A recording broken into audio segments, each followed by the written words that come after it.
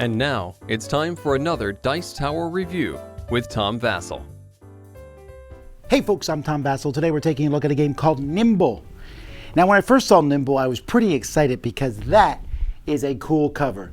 Shows all different fairy tale type stuff, very colorful. I was really surprised when I opened the box and found that the cards, while colorful, did not really show the theming of this game.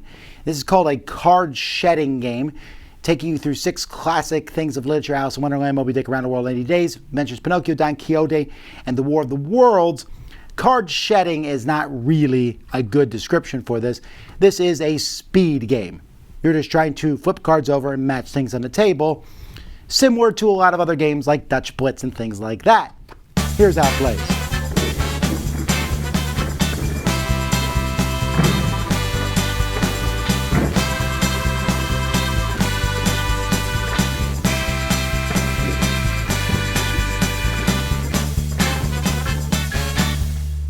There are 4 decks in the game. Each of these decks has a different color back. You will use a deck per player playing. So this is a 4-player game.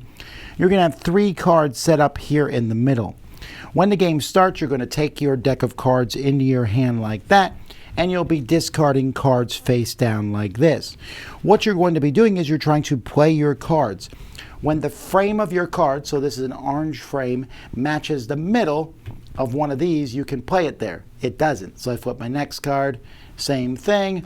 I flip my next card, purple would go here. Before I play it there, I just need to touch my discard pile, then I can play it there. And then maybe I turn over the next card. No. No. No. I'm not having a lot of luck here. I got a lot of these orange cards. Oh man, come on. There's a red frame that goes there, purple frame goes there, orange frame goes there. So you can see you can play a bunch of cards like that. Now you are allowed to put cards back in your hand on top from your discard pile to get to cards that are below. And if all your cards are in your discard pile, you pick it up without changing order and put it here. The first person to get rid of all their cards is the winner. When you're done, you can take the cards like this and at the end and you can check them to make sure it was done correctly. If something's done incorrectly, you can look at the back of the card and see who made the mistake, and that person can't win at that point.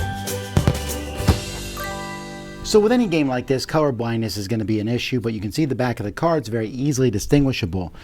The rules say that they tried very hard, and if you can tell the difference between these, you're fine. I actually am not colorblind, but the M and the L I found to be a little bit similar. Each of these stories tells a different one. So for example, this is the Adventures of Pinocchio in the background. This is the Adventures of Don Quixote. This is Moby Dick.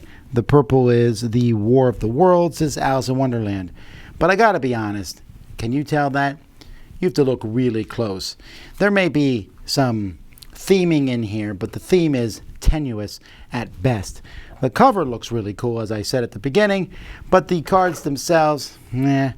So it's, I'm glad that they're there. It makes it maybe easier to distinguish the colors, but the theming does really nothing for the game. The cards themselves are of decent quality. So there you have it. That's Nimble. Now, I talk a lot about different games on this channel, and a lot of the games I talk about are speed games, games that you play quickly, flip things over. The problem is there's a lot of them. So Nimble has to be compared to a lot of these speed games, and Nimble is okay.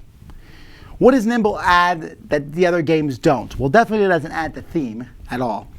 It's cards matching colors, so you have the outside border matching the inside, which I promise you, as you play the game, even if you played it multiple times, which I did, you will still think, wait, does the middle match the outside or the outside match the middle? I can't remember which way it is. It just happens. But the only thing I think that's really unique about this game is when it's done, you can flip over the cards and kind of say, oh, you made the mistake. Although that is a little tedious to do at the end of the game to count those through. It's okay, right? I don't hate the game. You're just flipping cards and trying to match colors as fast as you can. But it's immensely forgettable. No one is talking about Nimble. I don't see reviews on this game or people begging to play it because this type of game has been done time and time and time again. And what's really cool about this game, the fairy theme isn't even in the box. It's just barely a few drawings. Moby Dick having a drawing of an oar doesn't make me think of the story. So, again, I don't dislike it. I don't know that I can recommend that you go get this, though, because there's just so many games on the market that are like this already, and this one is just kind of more of the same. Dice Tower Judgment, it's an okay speed game.